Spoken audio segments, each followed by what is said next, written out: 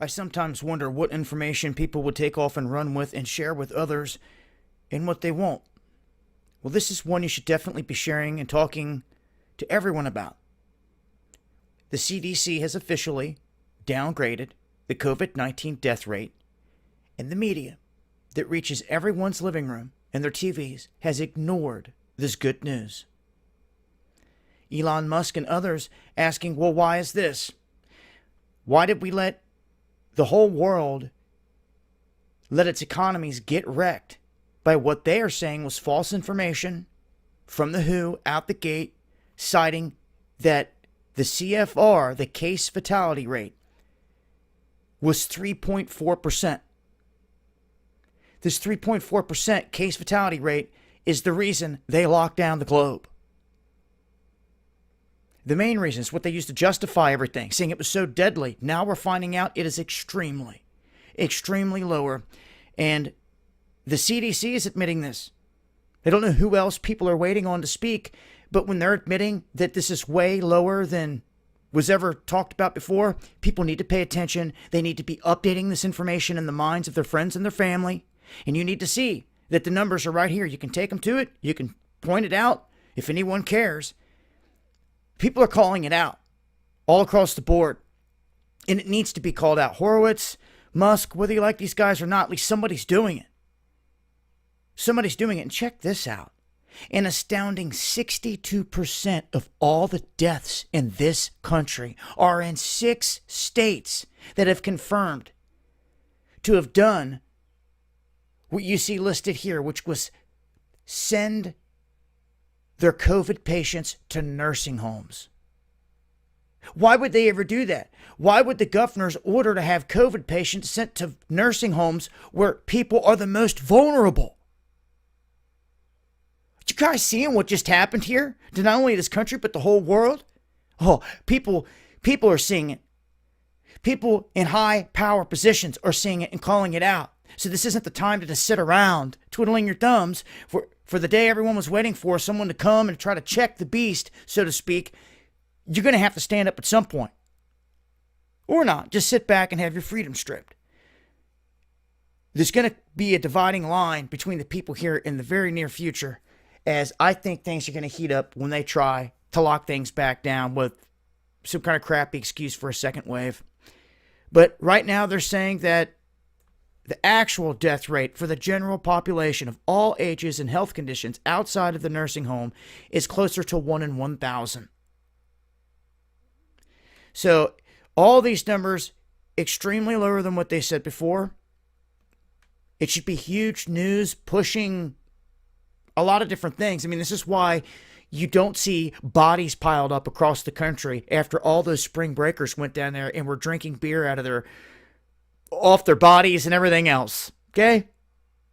There should be bodies piled up everywhere if it was a damn pandemic like that, and it's not, because it's not that deadly. And your CDC, not a conspiracy theorist, your CDC has just admitted Hey this. everybody, Josh Sturtson of World Alternative Media here, and what if I told you the CDC just came out themselves and said your chance of dying from the coronavirus, if you get the coronavirus and you're not in a nursing home, is 1 in 1,000, and possibly way less than that when you study their most recent survey and their own study. It's on their own site, cdc.gov, coronavirus/2019 ncov/hcp/planning scenarios.html.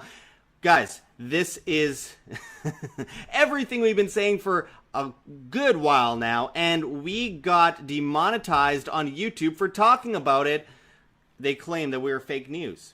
Well, here we are, guys. Before we get into this study, first make sure to hit the like button, check the links below, join our new newsletter at iamband.com, and make sure to join us on flote, flote.app, and BitChute, and check the ways that you could pledge and donate to keep this independent media alive, because we did get demonetized by YouTube for not towing the line of the World Health Organization and the CDC. Anyways, let's get into this news.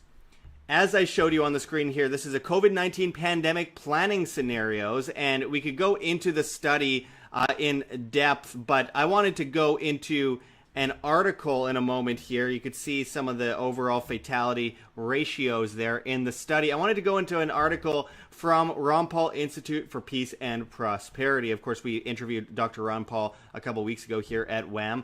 As this article says, the CDC confirms remarkably low coronavirus death rate. Where is the media? This is an article written by Daniel Horowitz. Let's go into this article, my friends. As it says, most people are more likely to wind up 6 feet under because of almost anything else under the sun other than COVID-19. The CDC just came out with a report that should be earth-shattering to the narrative of the political class, yet it will go into the thick pile of vital data and information about the virus that is not getting out to the public. For the first time, the CDC has attempted to offer real estimates of the overall death rate for COVID-19, and under its most likely scenario, the number is 0.26%. Officials estimate a 0.4% fatality rate among those who are symptomatic and project a 35% rate of asymptomatic cases among those infected, which drops the overall infection fatality rate to just 0.26%. Almost exactly where Stanford researchers pegged it a month ago. And you can see a shot of the study there. As it continues here, it says, until now, we have been ridiculed for thinking the death rate was that low, as opposed to the 3.4% estimates of the World Health Organization, which helped drive the panic and the lockdowns. Now the CDC is agreeing to the lower rate in plain ink. Plus, ultimately, we find out that the IFR is even lower because numerous studies and hard counts of confined populations have shown a much higher percentage of asymptomatic cases. Simply adjusting for a 50% asymptomatic rate would drop their fatality rate to 0.2%. Exactly the rate of fatality Dr. John Ioannidis of Stanford University projected. More importantly, as I mentioned before, the overall death rate is meaningless because the numbers are so lopsided. Given that at least half of the deaths were in nursing homes, a back-of-the-envelope estimate would show that the infection fatality rate for non-nursing home residents would only be 0.1% or 1 in 1,000. And that includes people of all ages and all health statuses outside of nursing homes, since nearly all of the deaths are those with comorbidities. The CDC estimates that death rate from COVID-19 for those under 50 is 1 in 5,000 for those with symptoms, which would be 1 in 6,725 overall. But again, almost all those who die have specific comorbidities or underlying conditions. Those without them are more likely to die in a car accident, and school children whose lives, mental health, and education we are destroying are more likely to be struck by lightning.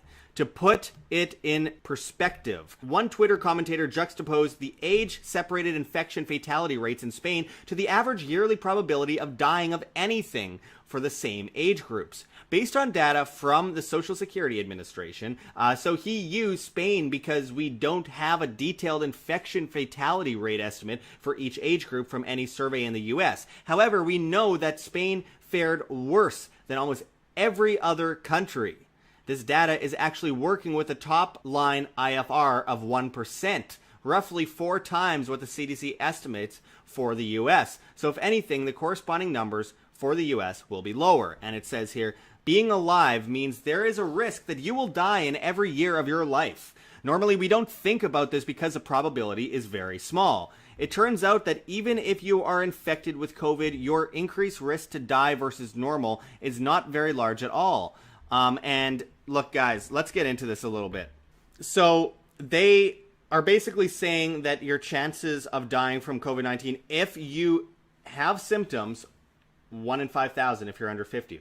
If you don't have symptoms, if all in general, symptom or no symptoms, it's like 1 in 6,000 and something. And keep this in mind as well, that if you consider that stat, and then remember that asymptomatic cases could be at least 20 times higher than what they claimed, then that would mean most people, almost all people that get it, are asymptomatic, and that number would drive down even more so. My friends, this is the biggest scam, the biggest fraud we've ever seen. I've been saying it since January, and here we have in plain ink from the CDC themselves. But you won't hear this on TV. You won't hear people talk about this anywhere except for independent media, which is being censored for talking about it. This is obviously a narrative that they want to stick to for an agenda.